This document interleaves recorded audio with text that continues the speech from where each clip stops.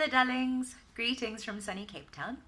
As you guys know, today we're going to be starting our studio classes.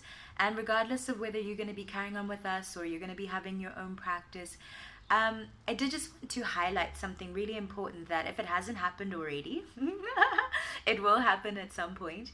And this is the point in our practice where we kind of move beyond the space of novelty of something being fresh and new, and we go through a bit of an ugly wobbly learning curve where things might start to feel a little bit boring or monotonous, and in those spaces it is super critical, super important that you re-establish your commitment to the practice, because I promise you that on the other side of that is the most incredible ecstatic experiential depth where all the details of practice get less and less important. And so we all go through those phases at different times when you're up leveling. And so I just wanted to share with you guys today, really quickly, one of my favorite poems that I go to whenever I find myself in those icky, sort of like uninspired places and I need something a little bit extra to kind of push through.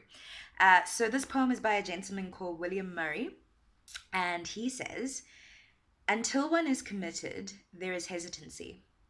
The chance to draw back, always ineffectiveness. Concerning all great acts of initiative and creation, there is one elementary truth, the ignorance of which kills countless ideas and splendid plans.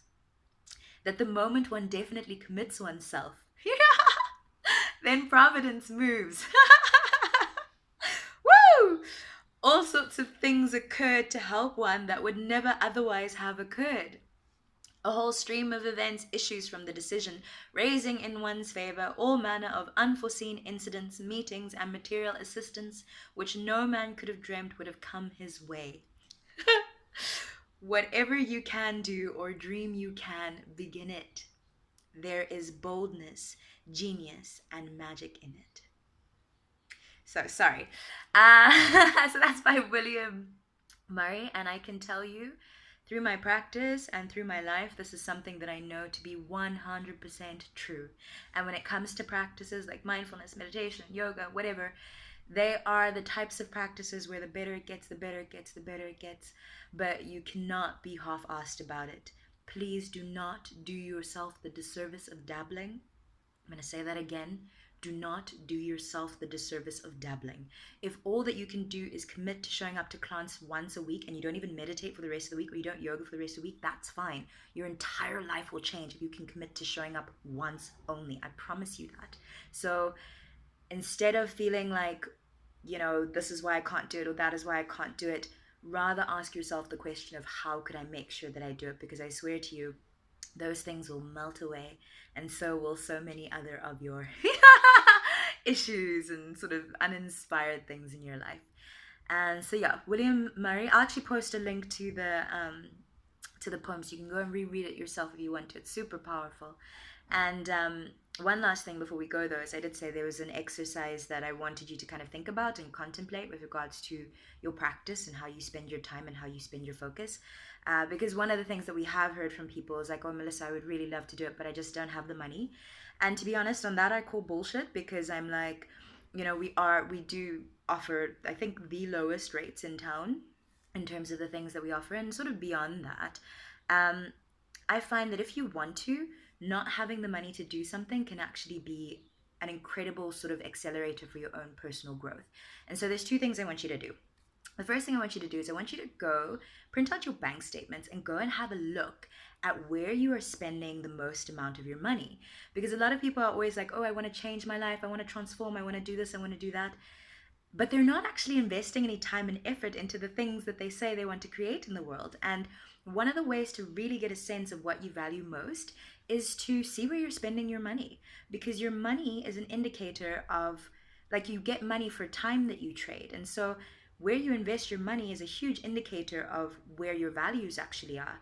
And what you might find is, even though you're like, "I care about my wellness, I care about this, I care about my personal development," you might find that you're actually investing nothing in that. And what you actually care about, where your priorities actually are, is a new pair of shoes, is, drinks and eating, which are all great things, but they don't provide you with the fundamentals to expand your capacity to enjoy even more of what life has to offer. So I would highly recommend that you go and do the budget test, which is go and see where you are actually allocating your resources. Because where you allocate your resources, where you're allocating your time. And then the second thing I would invite you to do, especially the youngsters, is to get creative. Okay, don't fall into that victim mentality. Get off of Instagram. Stop looking at other people's lives and what they're up to, and start crafting a solution for yourself. I want to say, like, the first time I went overseas, I paid for that entire trip just through tutoring. Do you know that if you tutor a student, so let's say you decide you're going to work with two students, you're going to tutor them for 2 hours a week at $50 a head. By the end of the month, you're making $800 to $1,000, which pays for your entire studio membership plus all your taxi fare or whatever if you need it. I'm very passionate about working with the young ones and the students. We have a lot of students at Just Breathe, and now we also have Saturday classes too. So if it clashes with your schedule, so please don't fall into that victim mentality, and please don't fall into that space of deluding yourself that you're actually aligning your life with the things that you say that you want. A big part of this practice is getting beyond the stress relief, because like stress relief, whatever, um, is getting really real with yourself about yourself. And that's why you have us, you have your teachers. We don't say this in an unloving way. We say this in a let's stop self-sabotaging because it sucks way. So those two exercises, okay? Do the budget test and do an asking of the question of how could I make it work if this is really what's important to me?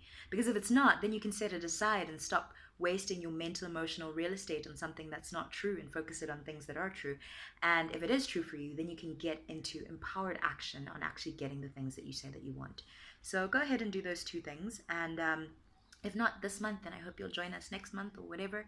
But regardless, in all aspects of your life, I hope that you will take what that poem has said and kind of find a way to ground it into your personal reality. Because I know if it wasn't for that poem, we would not be sharing in this conversation. Just Breathe would not exist.